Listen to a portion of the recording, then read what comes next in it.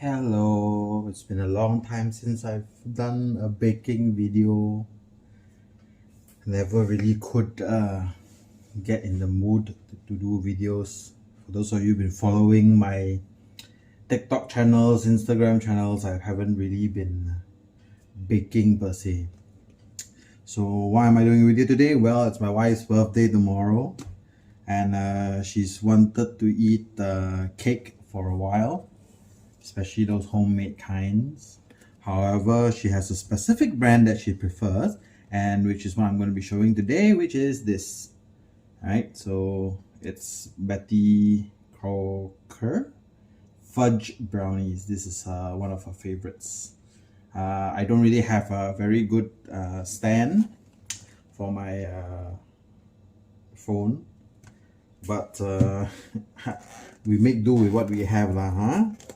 So this is what we're doing today. Instructions are very simple. It's written in the back of the box. You can get one of these at Jagrosa or whatever. It's not that expensive. It says we need water, we need vegetable oil, and we need eggs, which thankfully I have all of. And to make it taste better, we're going to be using some dark chocolate. Brownies with a little bit of dark chocolate enhances the flavors. It tastes much better. So just give me a moment to go and grab those ingredients, and then we'll come back to letting the machine do all the work actually. Okay, so we've got everything set up. I've unboxed the mix, so it's here, it's pre-mixed, and we have a pan. I can't remember for the life of me whether this is a 7-inch or an 8-inch pan. The recipe suggests a 9-inch pan. Well, if we have extra, I'll just chuck it into another pan. So we're gonna put all of this into the mixer. Okay, it all goes in. And word of caution, make sure you scrape the sides. Make sure you scrape the sides down, so it doesn't fly all over the world when you start cooking. I will change the point of view so you don't have to look at me and you can look at the stuff as the stuff blends. Right. So let's change this so you can have a look-see. Now where's the other button? I think it's this one. Wait. Yeah, so things like that sometimes happen. You recipe, it says certain amount of time, but it's not that amount of time, mainly because oven differences. So depending on what kind of oven you're using, timing might be a little bit off, right? So, well, we'll come back in 10 minutes again and see how things are then. All right, hopefully we're done soon. So this is how it looks like after you pour it in. And then this is the pan, which I'm gonna have to cut paper out for. We have 2 eggs, we have oil, and I'm just using your standard home oil. If you have fancy stuff, you can use the fancy stuff, but it just says vegetable and or peanut oil, so just use that. And then you need a tiny amount of water, 45 ml. So that's tiny amount of water. I think I really remeasured that. It says 3 tablespoons, so it's about 45 ml. And then we'll blend all of that into that, and then we'll put it all into here. And make sure you remember to set your oven to 180. And then we will have to bake it for, according to this thing, 20-25 minutes, right? And for all intents and purposes, I'll also be adding chunks of this 90% dark chocolate, pure chocolate.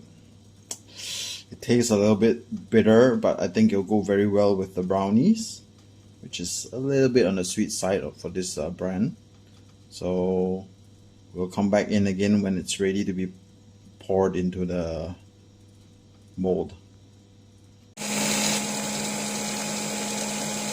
So basically this is just chucking all of that into the powder and letting it mix well. It goes anywhere between a minute and a half. Don't really, thanks to the machine power, you don't have to overmix it too much with your own hands. Okay, so now I'm gonna very poorly attempt to show that I've added the dark chocolate chips. Not chocolate chip, but it's not chocolate chips, but I have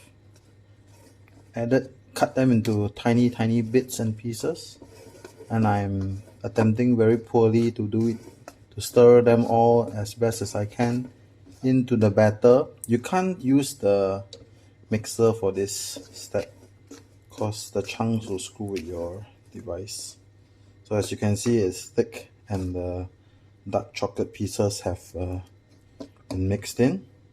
Yeah, so we'll pour it into this, which I have I buttered it, right? I use unsalted butter, right? So it doesn't affect the flavor. So unsalted butter, and then the paper lined baking sheet, and we'll see you shortly. So now I've poured it out. I needed both hands to do this, right? And in hindsight, I should have left some pieces to put on top, but I guess not. Oops.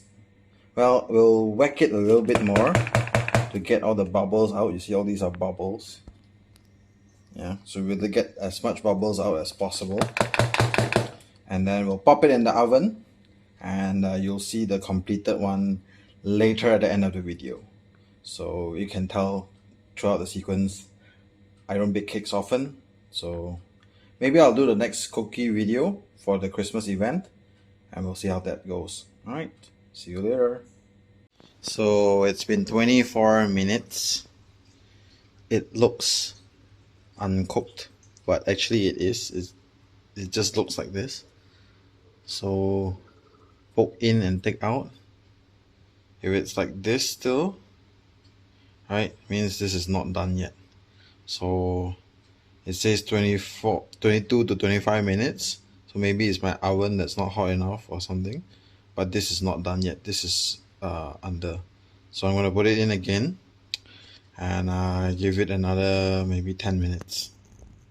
Alright, so now after an additional 10 minutes, it looks how it's supposed to look. Okay, so let's test it out. Oh, even the cut is much better. Yep, it's done. This is how it should be. It's done. Don't want to crack all over the place, so that's it. This is how it's supposed to look. Cracked on the sides. I think this angle is better. See? Yeah, it's supposed to be cracked like this. Okay, so it's done. And catch you all tomorrow for the birthday party.